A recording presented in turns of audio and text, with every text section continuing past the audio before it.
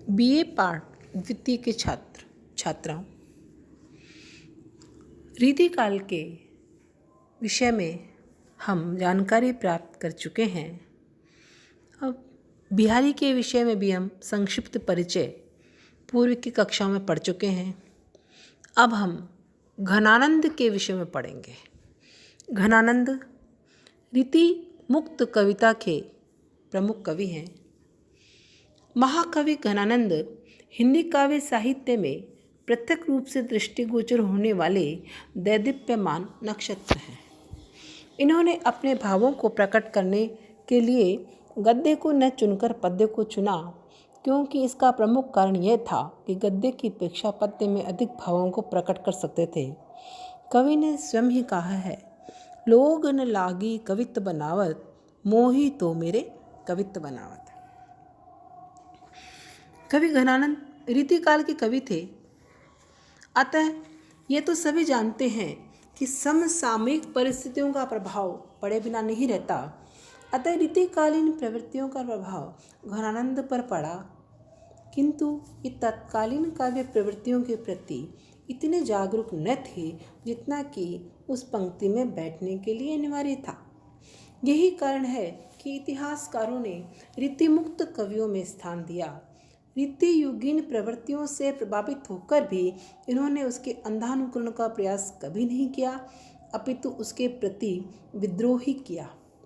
उनके पास भावुक हृदय था, अतः उसमें पर पीड़ा के अनुभव करने की शक्ति और सहानुभूति को साकार करने का भी साहस था। इस तरह कुल मिलाकर कह सकते हैं कि रीतिकाल घनानंद को पाकर जितना गौरवान्वित हुआ, उस मात्रा में घनानंद ऋतु युग को पाकर नहीं हुआ। डॉक्टर विश्वनाथ प्रसाद मिश्र के शब्दों में, स्वच्छंद कवि हृदय की दौड़ के लिए स्वच्छंद राजमार्ग चाहते थे, रीति की संकरित गली में धक्कम धक्का नहीं। ये कविता की नपी तुली नाली खोजने वाले न थे, वरन काव्य का उत्स प्रभावित करने वाले या मानस रस का उन्मुक्त दान करने वाले थे। घनानंद के काव्य में प्रेम वर्णन। घनानंद प्रेम की पीर के कवि थे। इनका हृदय सदा प्रेम भावना में रंगा रहता था। चाह के रंग में बीजो हियो, वे हृदय नृत्यों से प्रेम का दिव्य रूप देखते रहते थे। ये आँखिन नेह की पीर तकी। इस प्रकार उनकी प्रेम पद्धति संयोग, विरह व्यथा, मौन समर्पण एवं अनन्यता आदि तत्वों से निर्मित थी। यहाँ हम घनानंद की प्रेम पीड़ा का निम्नलिखित शीर्षकों में विवेचन प्रस्तुत कर सकते हैं। प्रेम की सात्विकता। घनानंद की प्रेम पीर वासनामय न होकर सात्विक, सरल और सहज है। उसमें स्थूल मांसलता एवं कोरी कल्पता नहीं है। उन्हें अपने दरबारी जीवन में सुजान नामक नर्तकी से प्रेम हो गया था, परंतु सुजान द्वारा अंत में साथ न देने पर बादशाह मोहम्मद रंगीले के कोप से उन्हें एकाकी निष्कासन का दुख भोगना पड़ा था। जीवन के आरंभ में उनका प्रेम सुजान की आसक्ति में लौकिक था, परंतु उससे दूर होने पर उसमें सात्विकता आने लगी और उसकी प्रेम पीड़ा विशुद्ध अलौकिक रूप में प्रतिष्ठित होने लगी। तब उनकी सुजान ईश्वरीय अंश के रूप में हृदय को विरह पीड़ित करने लगी और वे उसके आगमन एवं मिलन की प्रतीक्षा करते थे। दीठी को और कहूँ ठोर नहीं, फिर दृग रावरे रूप की दोही, एक बिसास को टेक गहे लगी, आस रहे बस प्राण बटोही। घनानंद का हृदय प्रेम की पीर से व्याप्त है, फिर उसमें अन्य बातों का समावेश कैसे हो सकता है? इसलिए प्रेमी हृदय सदा व्यथित रहता है। प्रेम में एक निष्ठा। अन्य रीतिवादी कवियों की तरह घनानंद ने विविध नायिकाओं के प्रेम रूप का चित्रण नहीं किया है, क्योंकि उसका प्रेम एकनिष्ठ है और वे सुजान प्रेयसी के ही उपासक हैं। वही सुजान प्रेयसी उनके लौकिक प्रेम का आधार है और वही अलौकिक दिव्य अंश है। इसी प्रकार घनानंद का प्रेम परिपक्व अवस्था का प्रेम है। इसमें प्रेमिका अपने आराध्य के प्रति अनन्य एकनिष्ठ है। घनानंद के प्रेम की अनंतता का परिचय विभिन्न स्थलों पर मिलता है, जैसे घन आनंद प्यारे सुजान सुनो, यहाँ एक ते दूसरो आंक नहीं। जिस प्रकार चातक स्वाति नक्षत्र के बादल में एकनिष्ठ रहता है, वही स्थिति कवि की है। वह अपने प्रेम के लिए अनन्य बना रहता है। चंद चकोर की चाह करे घन आनंद, स्वाति पपीहा को धावे, यों त्रस रैन के ऐन बसे रवे, मीन प्रदीन है सागर आवे। प्रेम की उदात्तता। घनानंद ने यह आँखिन से प्रेम की पीर को देखा है। इस कारण उसके प्रेम में स्थूल मानसिकता एवं वासना ने होकर हृदय की सच्ची अनुभूतियों का प्राधान्य है। इस आंतरिक अनुभूति में उनका प्रेम भावात्मक एवं उदात्त है। संयोग हो अथवा वियोग, इसका उनके प्रेम पर कोई प्रभाव नहीं पड़ता है, क्योंकि उदात्त प्रेम तो जीवन का एक पाथे है। जैसे कंतर में और अंतर में सुलहे, नहीं क्यों सुख राशि निरंतर। जैसा कि पहले कहा जा चुका है कि घनानंद का प्रेम ही है, आँखिन से अद्भुत है, अनुभूत है। उनका प्रेम बुद्धि से प्रसूत नहीं है, क्योंकि बुद्धि नेत्र से समुद्भूत प्रेम भावात्मक दृष्टि से कोरा होता है। इसलिए वृत्ति सिद्ध वृत्तिबद्ध कवियों पर आक्षेप करते हुए अपने प्रेम की सरलता व निर्मलता पर प्रकाश डालते हुए कहते हैं, अति सुधो स्नेह को मार्ग है, जहाँ नेक सयानप बाँक नहीं, तहाँ सांच चले तज आपन पो, जिचके कपड़े ज निशांग नहीं। लौकिक से अलौकिक प्रेम। घनानंद के जीवन वृत्त से ज्ञात होता है कि वे प्रारंभ में सुजान के रूप सौंदर्य में मुक्त थे, परंतु बाद में निम्बार्क संप्रदाय में दीक्षित हो जाने से साधना की विशेष स्थिति में उन्होंने सुजान को अलौकिक रूप में प्रतिष्ठित कर दिव्य श्रृंगार का अंकन किया। प्रारंभ में नर्तकी के रूप में प्रसिद्ध उनकी प्रेयसी सुजान लौकिक प्रेम की प्रतिमूर्ति थी, परंतु बाद में वही दिव्य बन गई और घनानंद ने अपने आराध्य श्री कृष्ण के रूप में उसी के अतीन्द्रिय सौंदर्य का चित्रण किया। उसके लिए उन्होंने अपने काव्य में प्राय अधिकतम पदों में सुजान या जान और आनंदगन शब्दों का प्रयोग किया है, जो उनकी प्रेम पीर के आनंदमयता एवं सर्वज्ञता को सूचित करते हैं। इस तरह घनानंद का प्रेम दिव्य भावना पर आधारित है और वे उसी के लिए तड़पते रहते हैं।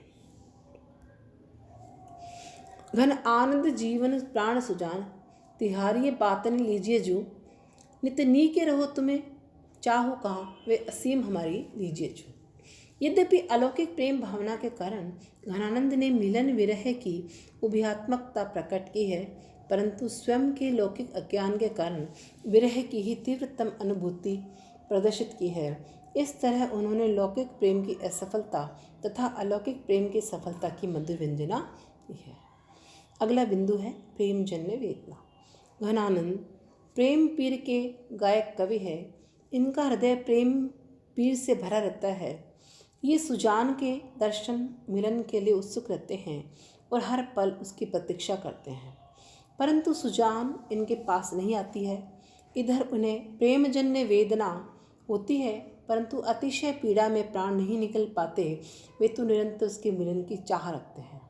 घनानंद की प्रेम वेदना इसलिए सहृदय है कि प्रिया सुजान उनसे परिचित है, तब प्रेम भी अतिशय करती है, फिर भी वह उनसे अज्ञान बनी हुई है। इसलिए उनके हृदय में निराशा और आशा का संचार एक साथ रहता है और वे वेदना को सहन करने का साहस जुटाते हैं। घन आनंद प्यारे सुजान सुनो, जिहि भांति न हो दुख शूल सहो, नहीं आवन ओदिन रावरी आस, इते ए पर एक सी बात जाओ।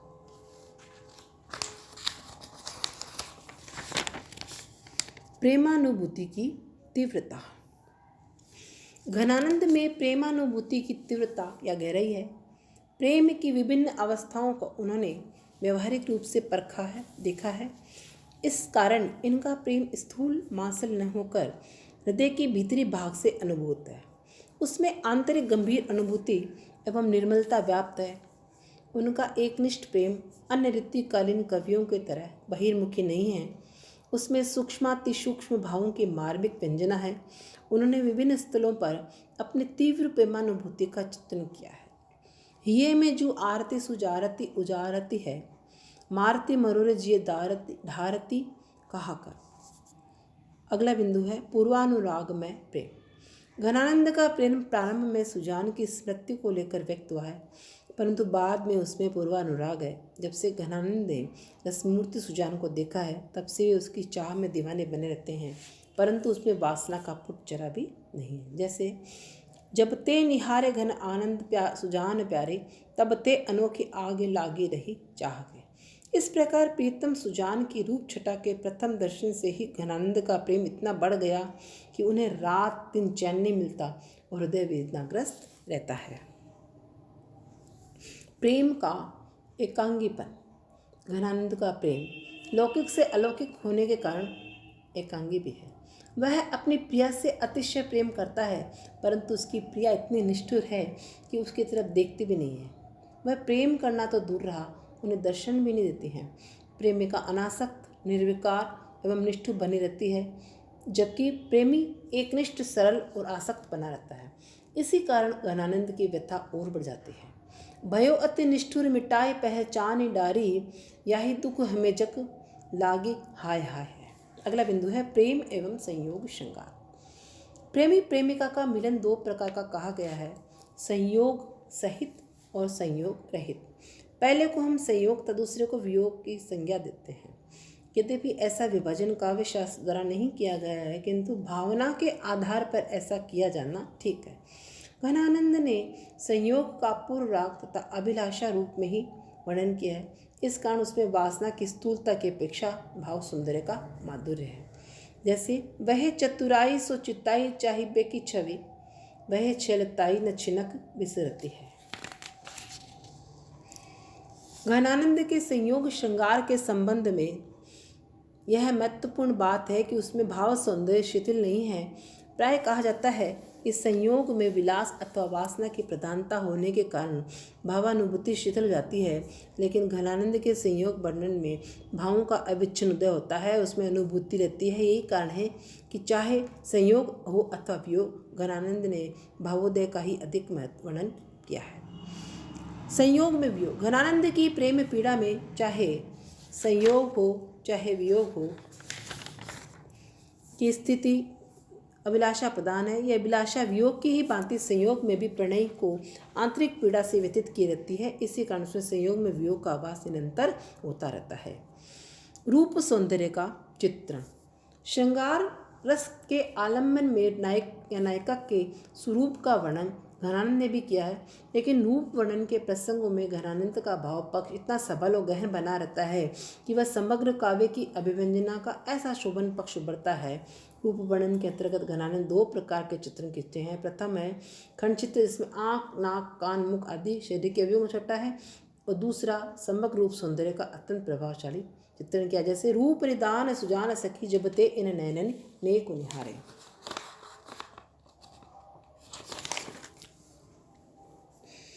दीट थकी अनुराग छकी मत लाज के साज समाज विचारे। प्रेम की पीर तथा विरह का वर्णन। प्रेम की घनानंद की कविता में प्रेम की पीर और विरह का वर्णन प्रधान रूप से है। घनानंद ही नहीं, प्राय सभी स्वच्छंद धारा के कवियों में संयोग की अपेक्षा वियोग की प्रधानता देखी जाती है। अलुम ठाकुर, आलम बोदा आदि ऐसे ही प्रेम पथिक कवि है। घनानंद के प्रबंध में पदावली रचनाएं वियोग प्रधान होकर भक्ति प्रधान है। उसमें राधा कृष्ण के विलास का विस्तार से वर्णन किया गया है। घनानंद के प्रेम अधिकांशतः गोपियों की प्रेम पीड़ा के रूप में व्यक्त हुआ है। इसी कारण कुछ आलोकों विद्वान उन्हें पहुंचा हुआ भक्त भी मानते हैं। अगला बिंदु है अलौकिक प्रेम एवं आध्यात्मिक विरह। घनानंद का प्रेम प्रारंभ में सुजान प्रेयसी में लौकिक था, परंतु बाद में सुजान प्रियतम में दिव्य अंश की झलक दिखाई देने लगी और उनका लौकिक प्रेम अलौकिक प्रेमा भक्ति में परिवर्तित हो गया।